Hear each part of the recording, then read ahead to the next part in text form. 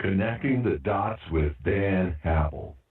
Tonight's featured show is Connecting the Dots with Dan Happel. Welcome. Well, thank you, Kelby. And tonight we've got a return of someone who's been part of our broadcast before and has provided us with some tremendous insight into what is going on in South Africa and what has been happening to the Amabulu, the white Boer farmers who are part of right now a movement in Africa to just try to save their lives, because in fact what's happening now in South Africa is borderline genocide, and there are a lot of things that are happening that really need to be changed and need to be brought to the attention of the world.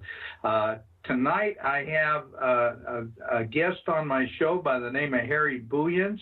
Harry is someone who wrote really a landmark book called Amabulu, The Birth and Death of the Second America. And it's a tremendous historical work on the people that settled South Africa, much of the politics throughout a period of about 350 to 400 years, well, not quite 400, but 350 years, and how so many things that are perceived today as being facts are in fact really fictions, and they're political expedients. They're not the truth, and that's what we're trying to bring out tonight. And my other guest on the call tonight is a gentleman by the name of Henri. Yep, I better get this right. Henri, I'm sorry, I just about blew that. Sure, Lariche. Henri Lariche. Lariche, okay.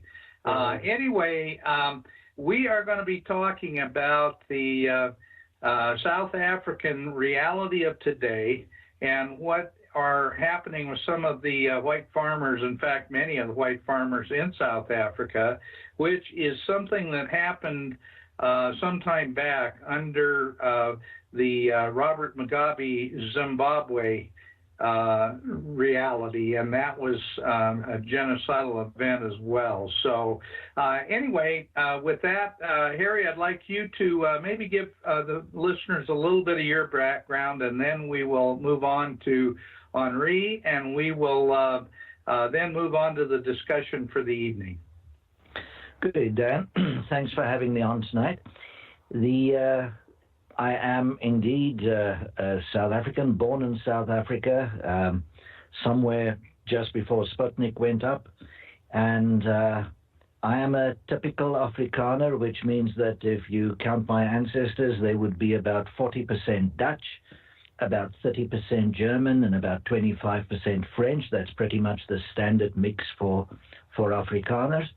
We are the equivalents of the Americans, just as the Dutch settled New York, and then there came a nation called the Americans, just so the same people settled the Cape of Good Hope, and from that arose the Afrikaners. Afrikaner, or we call Americans Amerikaners, so we are Afrikaners. We're just the African equivalent. And as with both nations, there's an admixture of French Huguenots that came to both America and to Africa in the U.S. That was a very important addition to your mix. Same with us. My personal background is that I am a physicist. I'm a PhD physicist who worked in the defense and aerospace environment, and left South Africa in the year 2000 to settle with my family in Canada. The bane of my existence is my heart, I guess, in that I couldn't just sit here in Canada and feel that I've done the right thing for my family. I was worried about what's happening in South Africa, and when there was one too many farm murder, I decided to write this book. which, as you say, covers around 360 years from 1652 with the founding of the Cape settlement through to 2012. So that's the period that I covered. And I guess I predicted in that book what would happen. Unfortunately, everything I was worried about has indeed come to pass. It's only gone from bad to worse. And I think Henri Le Riche would be in a very much better position to describe for you the situation on the ground, which has become, quite frankly, terrible. I think anybody who styles himself a member of Western civilization would be extremely worried about what's happening in South Africa. And you and I both attended a conference recently in which I made it abundantly clear to the American audience that if they consider themselves immune to what's happening in South Africa, I had to recalibrate them, which is what I believe I did. So this mess is heading for you. I think you're right, Harry. I believe that at the Red Pill Expo conference that you were at and addressed the people there, we had an interesting group there because one of the panels that we had was a panel that said all lives matter, not just black lives or white lives. We all are part of the human race. And we really need to understand how important civility and really a spiritual understanding of what life is all about.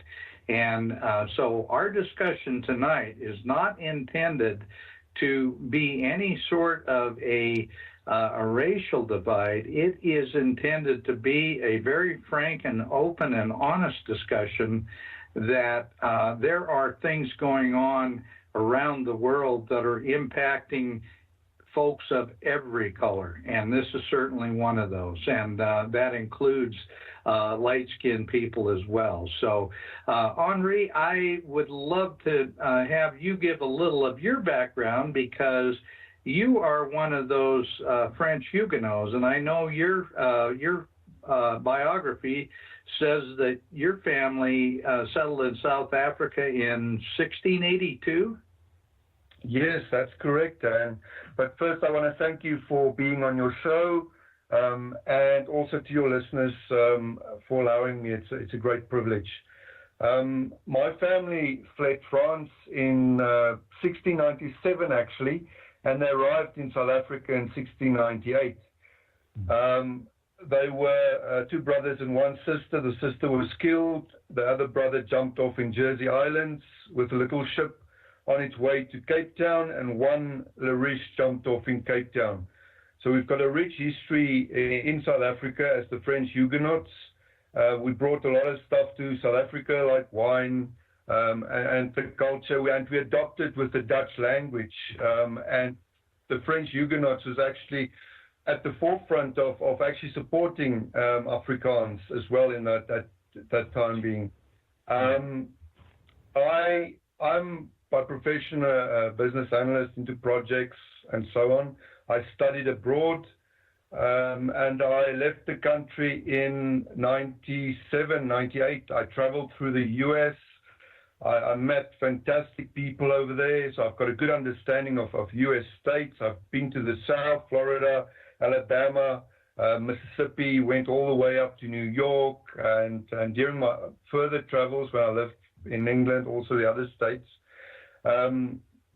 Back in the day, and I don't know if Harry can confirm this as well, I mean, there was a tongue-in-cheek, unofficial thing that people said, South Africa is the 51st state of the US.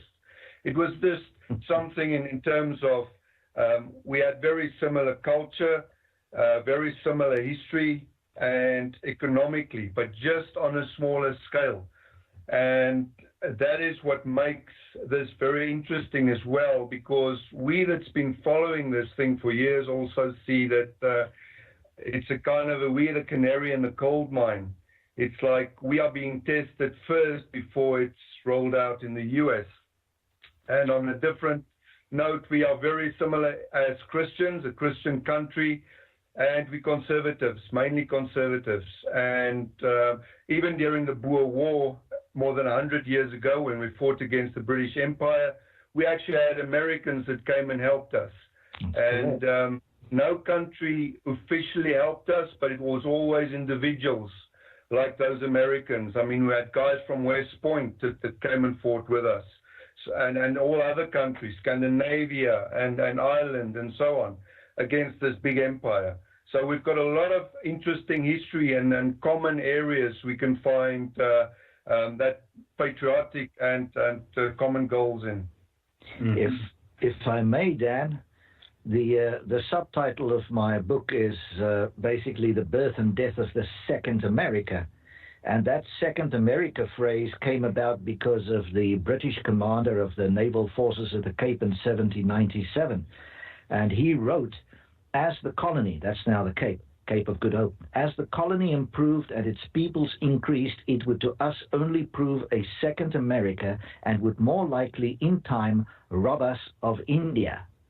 Mm. So very much on the brains of even the Brits as far back as 1797, that this South Africa is a second America. There's also a lot of parallels, like both New York and Cape Town were founded by the Dutch more than 366 years ago. Both were taken by force by the British. Both were subsequently sold and partially traded by the Dutch to the British. Both fought 2 anti-colonial wars against the British. Difference is, both won their first war, but the South Africans lost their second, because we fought the entire empire when it was at its strongest. Both are frontier nations of a Western European Christian faith who grew up in a dangerous territory facing other civilizations on the outer wall of Christianity. Both grew up on the back of a horse, gun in hand, and learned to shoot before they were 6 years old. The Amerikaners, that's you, trekked west in large numbers by wagon into dangerous country. The Afrikaners trekked northeast in large numbers by wagon into dangerous country. But the Afrikaner faced armies of 15,000 ferocious but disciplined Zulu under superb military leadership with well-designed and well-tried tactics. The Sioux and the Apache, I got to tell you, are no match for the Zulu. So, quite frankly, the Afrikaner is the Americans' closest cousin, down to the guns, Bibles, John Deere tractors, cut the crap attitude, and also including praise the Lord and pass the ammo. And that would be my description. I don't think there are 2 nations closer together than the South Africans and the Americans. Our histories are so parallel, it's almost disgraceful. No, I fully understand what you're saying, Harry, because naturally, after I read your book, it appealed to me because I know a lot of Dutch farmers in this area. They live here in Montana. There's a large Dutch settlement here. And I think I told you I was actually baptized in the Christian Reformed Church myself. Okay, there's hope. Yeah, there is hope. But I know a lot of the Dutch people who are farming in this area, and they are really an honest, hard-working group of people. And so it's easy for me to understand what the Afrikaner farmers, the Boer farmers, are like in South Africa, because I know what they're like here, and they're good, decent people, good, decent Christian people. The problem, Dan, is that by character, very much like the Dutch, we are incredibly slow to outrage, incredibly slow to anger. But once you got us going, we tend to fight to the death. And this is the problem, is that we find ourselves in a world where you are supposed to be outraged if somebody looks at you and you get on CNN and yell your head off in outrage. As a nation, it's not the way our heads work. We tend to take it, we hold the other cheek. We are brought up as Christians to hold the other cheek and all that kind of stuff. And all that's happening at the moment is that those who assail us are saying, well, thanks for showing the other cheek, we'll just kill you. Thank you. Mm-hmm. Correct. Can I jump in, Dan, as well? And to elaborate there, I want to actually say that we actually also very proud people.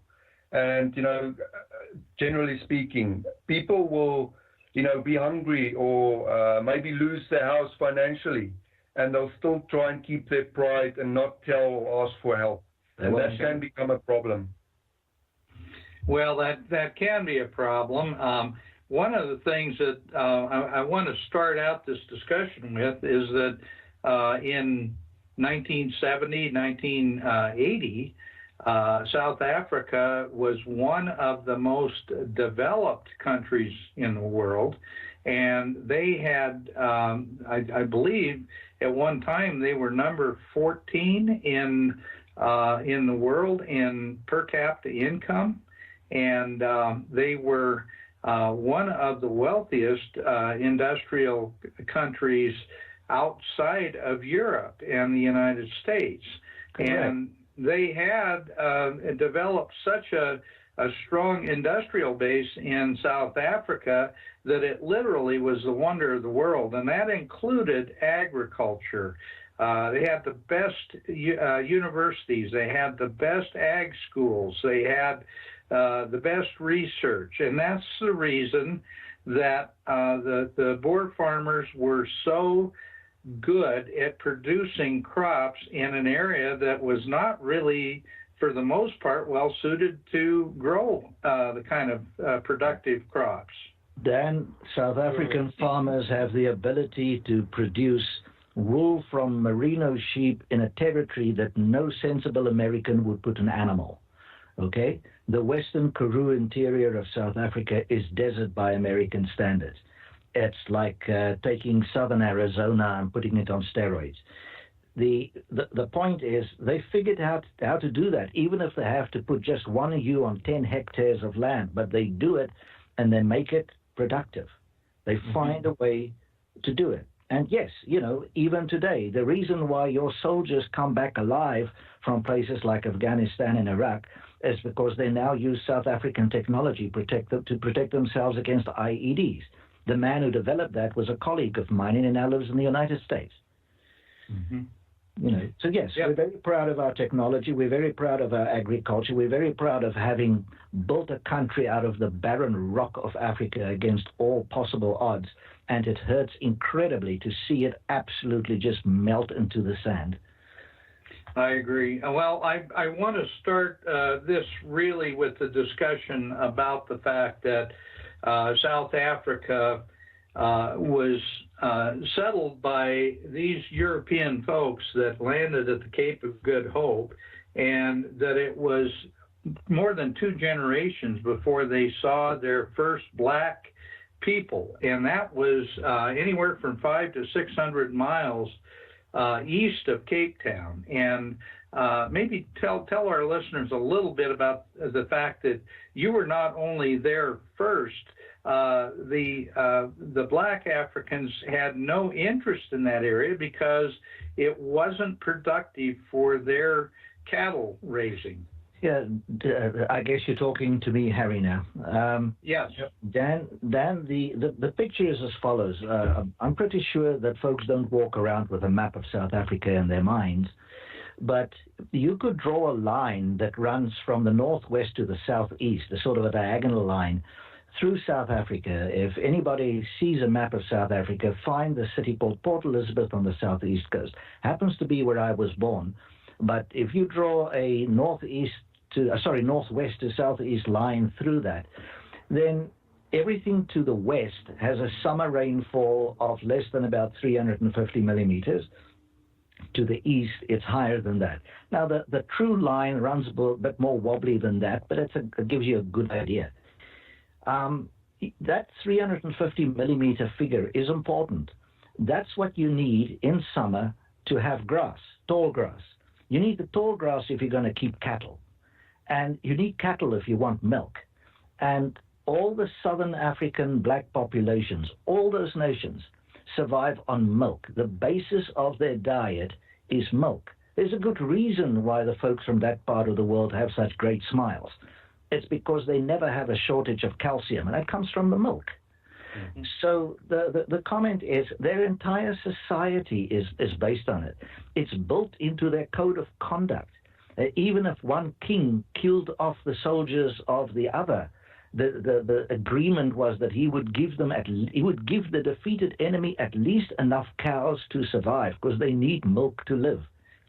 Codes like that. The whole culture was around milk. And so these guys could never have moved further west. By the time the Dutch got there in 1652, in fact, the closest black people were around 700 miles away, at the southern end of what is now the KwaZulu-Natal province. That's 700 miles away. That's a lot of distance. You go and count out 700 miles in the U.S., you see how far you get. And you're correct. It took 2 generations, because from 1652 to 1702, before the white people met the black people overland in South Africa, it took 5 generations until 1780 before they fought for the first time. And this happened at the Great Fish River, which to this day stays the de facto line between black and white. The other important thing that goes along with that is that no indigenous black South African person was ever enslaved by any white man from anywhere. I'm going to say that one more time, because Americans just do not know this.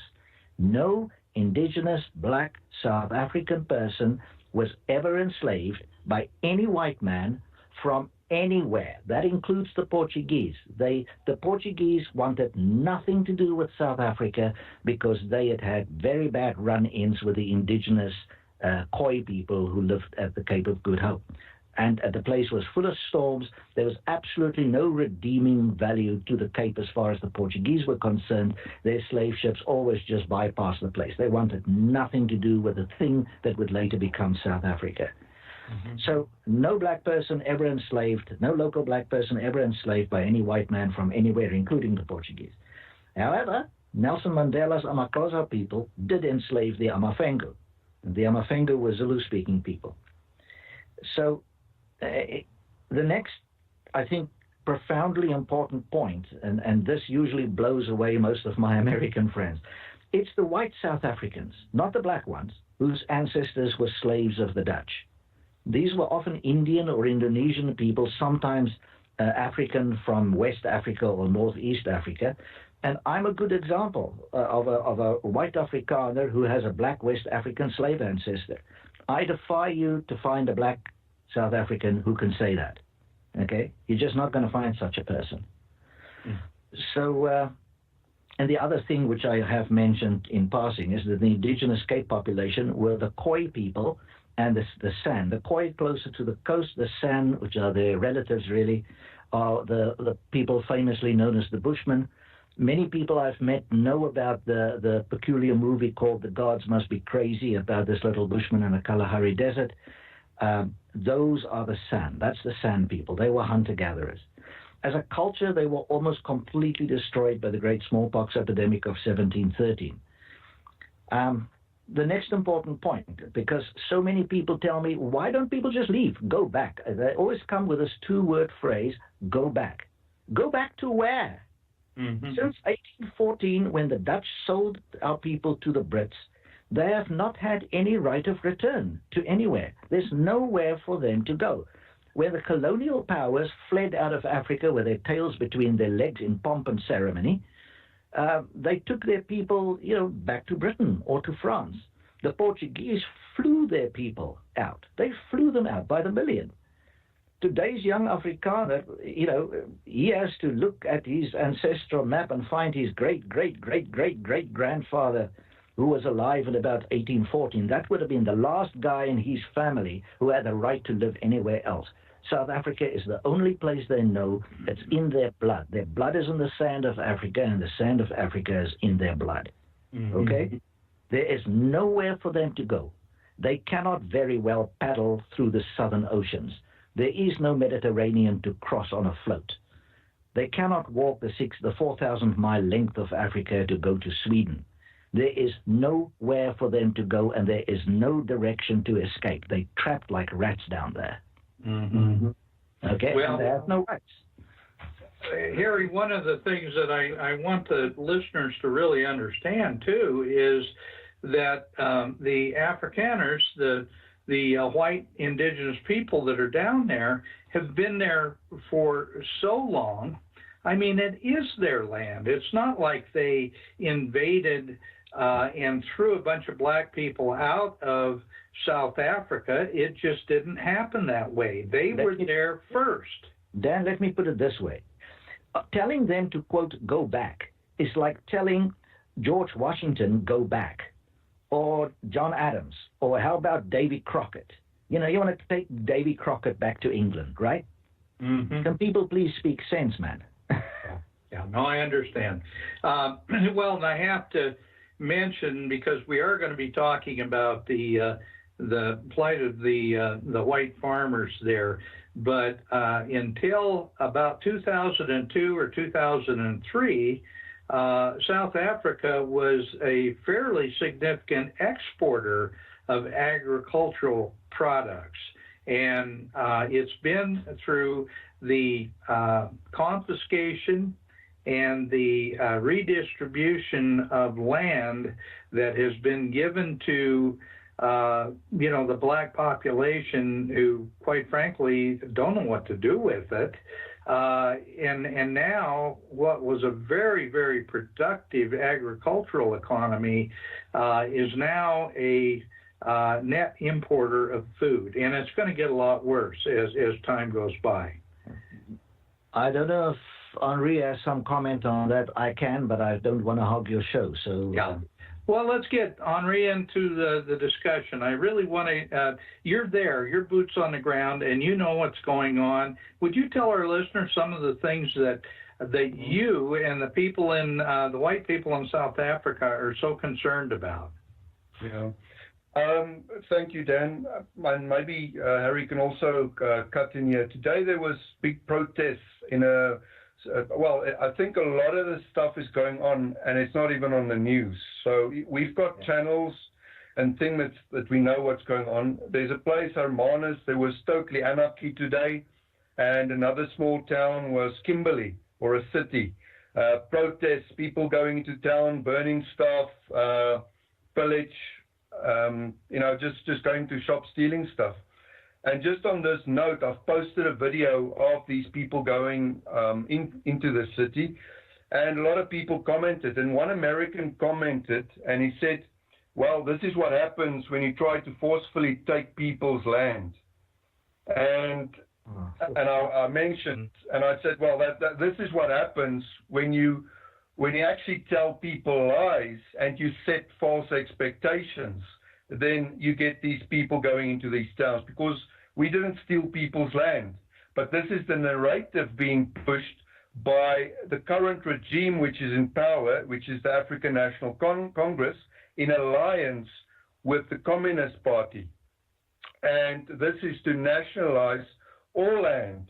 And I don't know if Harry wants to jump in here with what that American fellow said about. That's what happens. Yeah. I've actually done the numbers, and maybe I should wipe the gleeful expression off my face, but I use the government's own numbers. You know, they lie, and they lie themselves into a corner. And Dan, I've told you before, the one thing you can always rely on is the communists cannot do maths. Mm-hmm. There was a government report in, I think it was November or October 2017, according to which the white folks then supposedly own all this land and black people have no land, and the key to the future of South Africa is that the land should be given to black people, as though giving land to someone is an immediate turnkey solution. First of all, it's not a turnkey solution. Secondly, the basis of the argument is a lie. And let me tell you why it is. You keep hearing all over the internet, all over the news, all over the BBC, all over CNN and these people, as soon as they talk about land issues in South Africa, they come up with this peculiar figure of white farmers own 72% of the land. Mm-hmm. Now, this is remarkable because it wouldn't have taken more than 3 minutes to confirm the facts, and nobody bothers. They just assume, since it's Mandela's party, they must speak a divine truth, okay? Mm-hmm. So all you need to do is go to the CIA fact book, and this is my invitation to any listener here today. go to the CIA fact book and look up what is the size of South Africa. And when you do that, you will find it's about 122 million hectares. Americans don't work in hectares. That's roughly 100 yards by 100 yards. Okay? Mm-hmm. So, 122 million hectares. Now, that government report actually says how much land is owned by white farmers. And when you put above the line the amount owned by the white farmers, and you put below the line the 122 million hectares, the answer that comes out is 21.8%, to be precise, using the government's land ownership numbers and the CIA fact book's surface area. With respect, I think people would probably accept that. I know the CIA gets many things wrong and don't always have a great name, but I'm pretty sure they got the surface area of South Africa mapped out correctly. That's not something where there's a political benefit for them to screw it up. So my comment is, people are perpetuating this kind of thing, and then well-meaning people, often of a more liberal bent, sitting in the United States, come up with comments like, yeah, karma is a B-I, blah, blah, blah, blah, blah, C-H, right? Or they mouth off about this is what happens when you steal people's lands, etc., etc. The fact is, it is true that in the past, black land has been taken by white people. It is also true that white land has been given to black people in the past. I wish people can get over themselves and start doing the homework. And so my comment to you is, why is nobody asking the government about the enormous amount of land it owns? Why is it not giving that to black people? Oh, wait, hang on. Could it be because they're actually busy nationalizing everything and they don't to actually give it to anybody? Right. And I was going to mention that. This whole thing is about really a discussion about communism and the fact that communism does not recognize the right of private property ownership. And they may make these promises to all the indigenous black people or the people who have moved into the area and taken these lands. They may make these promises, but the reality is they don't intend for anyone to have private property rights. No, that's right. And nobody, not even black people, will own anything, but that is something many don't realize yet, it seems. And on this note of the seriousness of the matter, if I may, Harry and Dan, with the protests continuing, we actually, and Harry could confirm this, that we are in serious trouble on the inside because we are a minority and we are trying to organize. And the only way to organize, and I encourage people inside, is to join up with groups.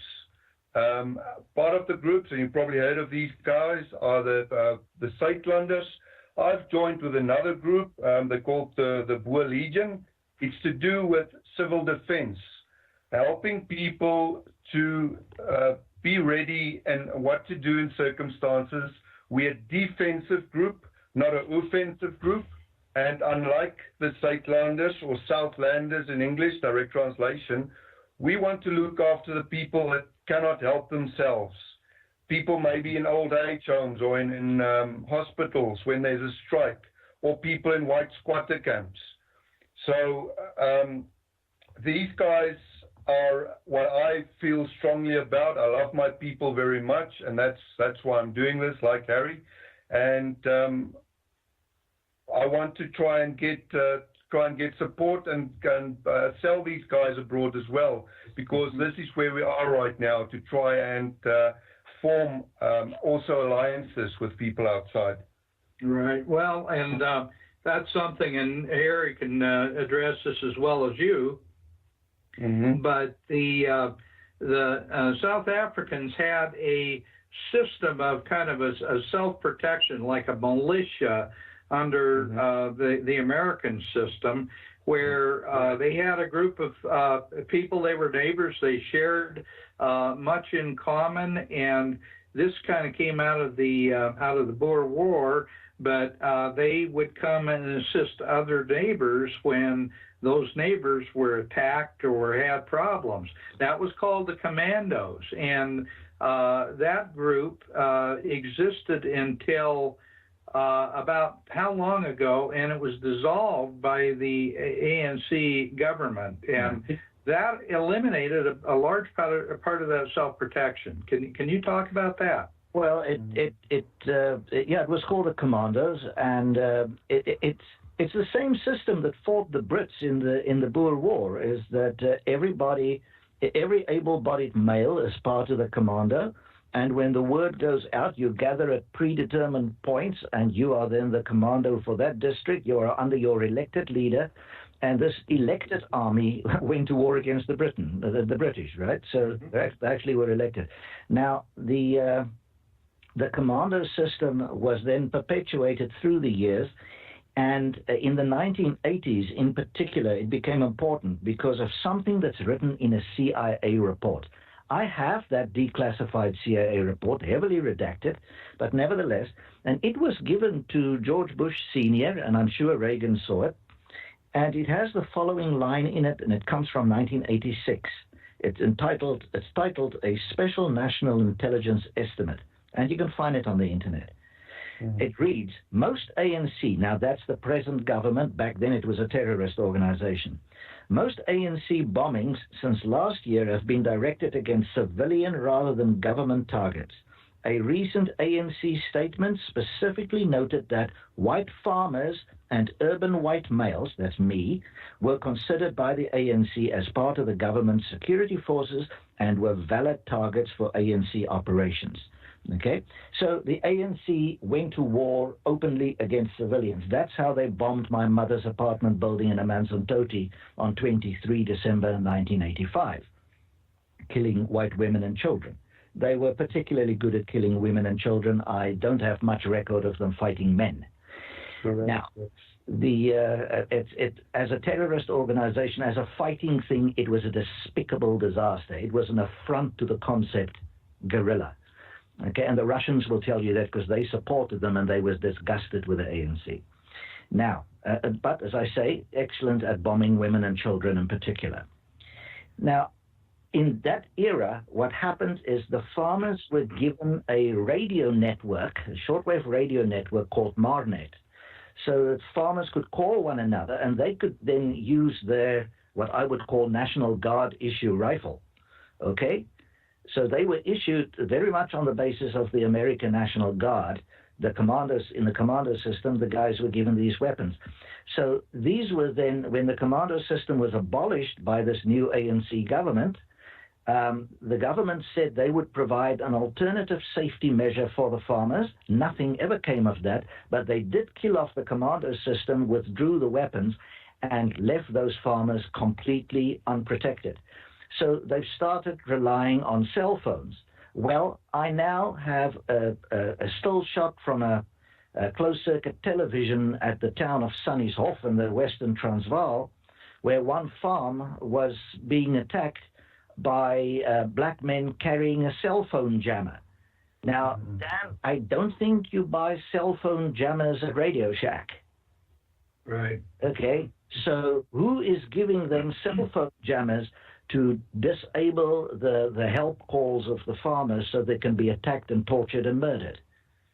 Okay, so yes, there was a system. There's a reason for that system. The system was abolished. Nothing was put in its place. The government made it clear to everybody these guys are unprotected. They're assailing these farmers morning, noon, and night verbally. The president of the country danced on stage singing, "Kill the farmers, kill the whites." Okay, and then everybody says they're not to blame if black people then go out and kill these farmers and literally torture them to death in the most grotesque ways imaginable. Mm-hmm. Okay. And that is one of the things that I think our listeners really need to understand is the abject brutality of so much of the violence that's going on against these white farmers, and the fact that the ANC government has increasingly radicalized. They originally started out with a program to compensate farmers for taking their land. A lot of the Boer farmers actually voluntarily participated and tried to train some of the black people farming techniques and how to actually get the most valuable use out of the ground. They love the land, you know. Yeah, they wanted it to be successful, and over a period of time, first of all, they don't have the money anymore to make these land purchases because they've literally destroyed the entire economy. I mean, your economy right now in South Africa probably is what, a third or maybe half at the most of what it used to be, and so they've overtaxed. They've really ruined their infrastructure, and now the current government is calling for outright land confiscation with no compensation whatsoever. Let me put it to you this way, Dan. The ANC has taken one major portion of the country and just literally they've stolen it. They just stole the piggy bank dry. They took the money and they squirreled it away. That's called theft. Okay, so that's what they did with one portion. The next portion, they simply destroyed the economy by mismanagement. And the third thing is they destroyed the infrastructure by just simple neglect. Okay, now having run out of money to steal, they now want to steal the land and see what they can do with that. Right. Okay, it's a culture of theft. That is why people refer to South Africa as the world's prime kleptocracy.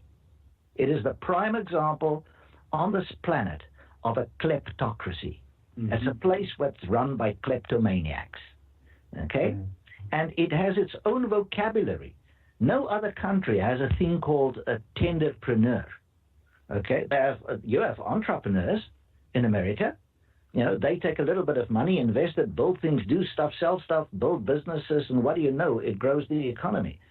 Not in South Africa. There you have a tenderpreneur. That is a guy who, by virtue of his black skin, gets preference in getting a government tender, whether he can execute it or not. He gets the money, and there he goes. And the only qualification he needs is to be black. Whether he actually does the job is quite besides the point. Okay, that is a tenderpreneur. Even the black people have words for some of these things. There's so many of these chancers that are now riding around in Mercedeses that the black people refer to them, just like they refer to me as Amabulu, they refer to those people as Amabenzi because they drive Mercedes-Benzes.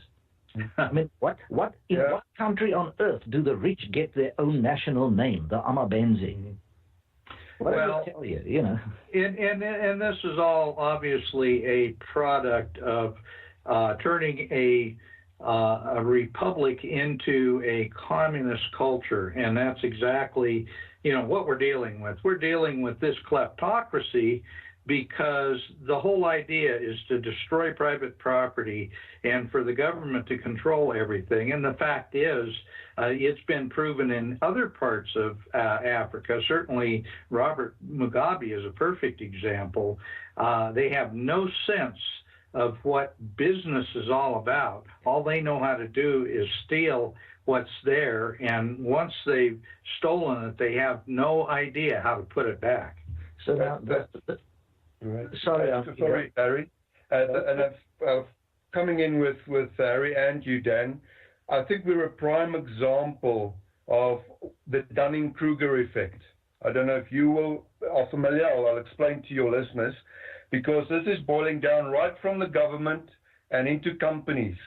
Now, the Dunning-Kruger effect was a scientific test they did, and its effect is a cognitive bias in which people of low ability have illusionary superiority and mistakenly assess their cognitive ability as greater than it actually is.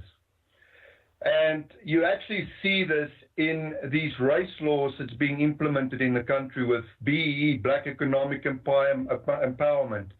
and EE, economic empowerment, like you are familiar with in the US, affirmative action and all those.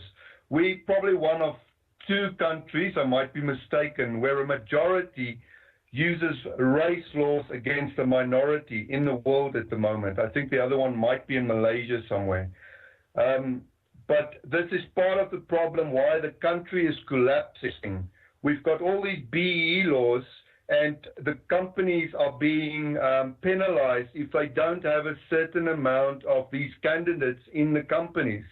So you've got a person of lower ability that can't really do the job, working in a municipality, he's got to check the water to get the purity in, and that our water system is going down, all sorts of things. So they cannot come up to the point. I don't know if Harry wants to come in here as well.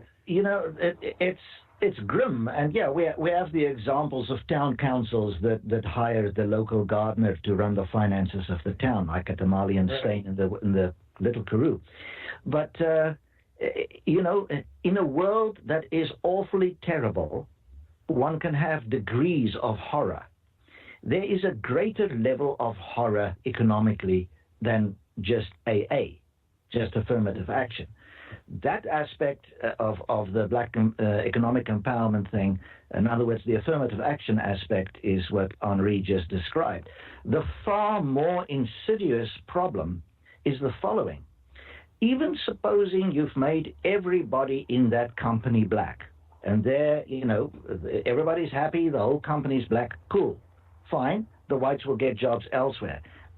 It doesn't work like that, because the rule book says that you score your brownie points as a company also on the basis of the companies you buy from. And so if you are at the top of the pecking order, and economically you are where the cash gets hoarded, you're the big company at the top, you will be penalized effectively if you don't preferentially buy from companies that are mostly black owned. And so the white guy is actually completely worked out of the economy, with malice aforethought. That's what's happening in the industrial and regular commercial sector. That's what they're doing.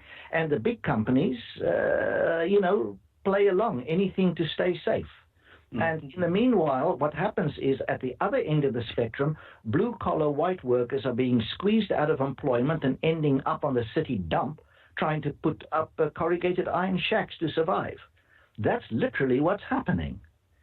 But the truly thin end of the wedge is the farmers. There's only 35,000 white farmers left, and they're feeding the nation. And they are the ones that are threatened morning, noon, and night. They're murdered like flies. They're tortured to death, okay? And I want to quote you some numbers here, just to get an idea. The South African land surface area, I said, is 122 million hectares. Now, when you read that CIA fact book, it says 80% of that surface is under some form of agriculture. They use the term agriculture to mean animal husbandry as well. So when you look at how much of that is actually pasture, in other words, goats, sheep, and cattle, that's 70%. That leaves 10% of South Africa that is arable. By comparison, 33% of France is arable and 34% of Germany. And now you have a population, the white population is 10% in that country now. It's down to 10% because the black population has multiplied like that extremely fast. So 10% of the population has produced 35,000 farmers, and those guys are trying to feed that entire nation that's now headed for 60 million. That while they are being tortured, while they're being assailed by the government, and while they are being threatened with having their farms taken.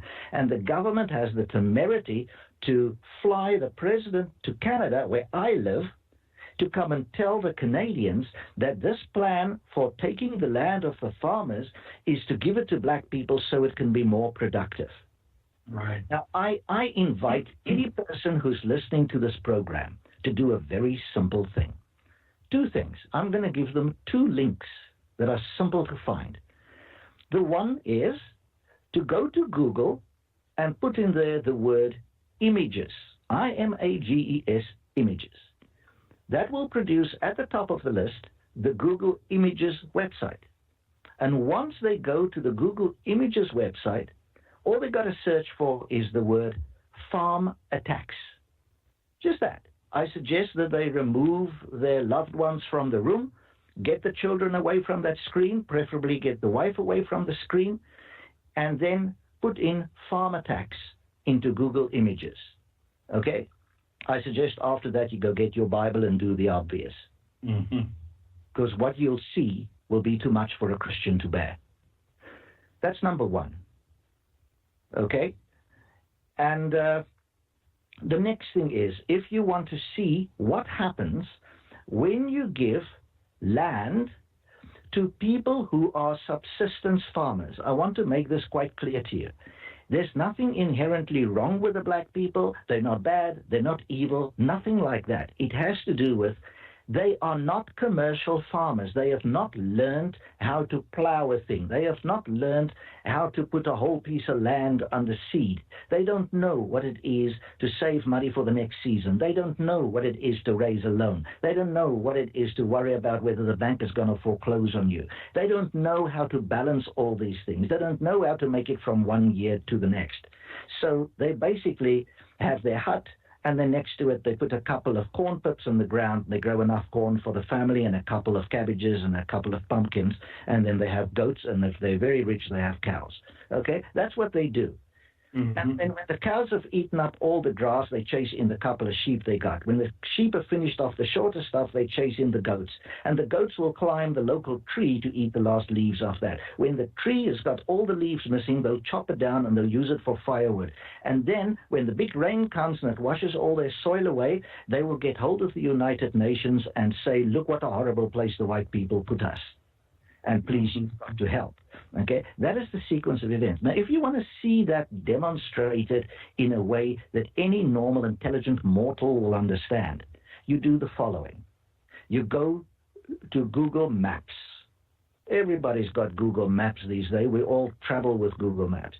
You go to Google Maps and you put in one word, and that is Lesotho. Lesotho is an independent country surrounded by South Africa, managed by black people since the beginning. So you go to Google Maps and you put in the word Lesotho, Lesotho, if you wish, pronounce Lesotho, Lesotho. Just put that into Google Maps, and then you put it on satellite view, and you can see with your own eyes how the damage done by those subsistence farmers is actually visible from space, my friend. It's not like I have to make any arguments. It's not like I have to bring evidence. It's right there for you anyway. Just put in Lesotho, look at that country, look at the border, and that's it. And you will see there's basically nothing left. Right. Just other side the fence, it's green where the white farmers are. What's difficult about that? You know. And adding to Harry, you know, we're two opposing at the bigger picture. We're two opposing cultures. I mean, we are westernized, and I mean, they are black South Africans. I mean, even we had them in the army, but for the most part, they're more African, and there's a witchcraft element that come into that part, and that goes against the Christian values and so on. Just coming back to the farm murders of the horrendous things taking place. I mean, some of the people, blow torches are used, also petrol, and, you know, they tortured for hours, raped. There's something Americans know, which is not a common law in South Africa, is hate crime. Hate crime is a bias-motivated crime, as your listeners know. It's a prejudice-motivated crime that occurs when a perpetrator targets a victim because of his membership of a certain social group or race.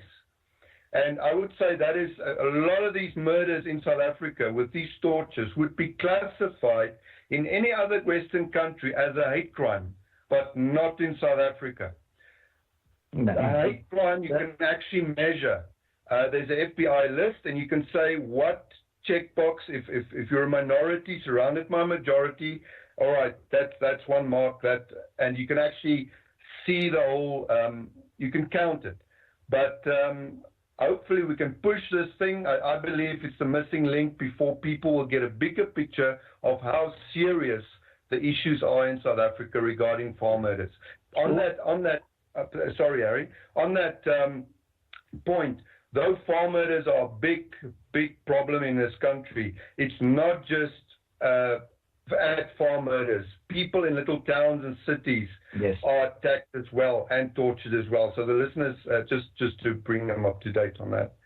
Well, and Henri, I want to give you the last 2 minutes here of the radio show because of the outreach program that you're trying to do, to explain to our listeners exactly what you're trying to accomplish and how they can help to support your programs. All right. Thank you. Thanks, Dan. In August, I'm going to speak at a conference in Stockholm, Sweden, for the Boer Legion, a civil defense group. We're a passive defensive group. We're not going to, it's not going to be offensive, but we are not going to allow our land to be taken. We're going to take a stand against that and help our people. We want to make alliances and then get support from like-minded people in around the world. If you've taken the left side, they've actually made a network of supporting businesses and people that support their cause. But on the right-hand side, I think we had a bit of apathy and we didn't think that far. But right now, in the situation the world is in, our country is in, we need to start making a network of like-minded people. How we can help each other. We might, for instance, we might need medical supplies, but we also need funding for that type of thing. And I'm sure there are people with businesses that feel strongly about this passion, about these people, about Christian values, but because there's onslaught regarding this. So I think we've got to really start thinking in this direction, getting that network up to speed. Also, this organization that I joined believe in secession, believe in self-determination. That is the only solution. And then Harry can also mention this. This is the only solution for us as a minority going forward. And we want to establish our own rules with in our language, what we are taught in schools. Keeping our values, keeping our Christian background is very important to us. And if any listeners are out there and interested to know more, they can contact me. And I would really appreciate any help and any support from around the world who like-minded people. Thank you, Dan. Okay, Henri, tell our listeners how they can contact you. All right, they could contact me via email. It's Henri, HENRI, .Leriche, LERICHE @gmail.com. And they can also find me on Twitter, same with the name, and also on Facebook, or just maybe Google my name. Okay, good. Well, I hate to say it, but we're out of time, but this is such an important discussion, and I thank you, gentlemen, for having the courage to come on and talk about this. And we will do this again very soon because this is such an important issue. And literally, those farmers in South Africa are out of time. So we need to do what we can to make a difference now. And with that, Kelby, I'll turn the show back over to you. And I thank our listeners for tuning in and ask that you please consider supporting Henri and his group. Thank you, Dan. Thank you for having us. Ladies and gentlemen, that concludes this week's show with Connecting the Dots with Dan Happel. God bless. Good night. We'll see you next Thursday, 6 p.m. Pacific. Goodbye.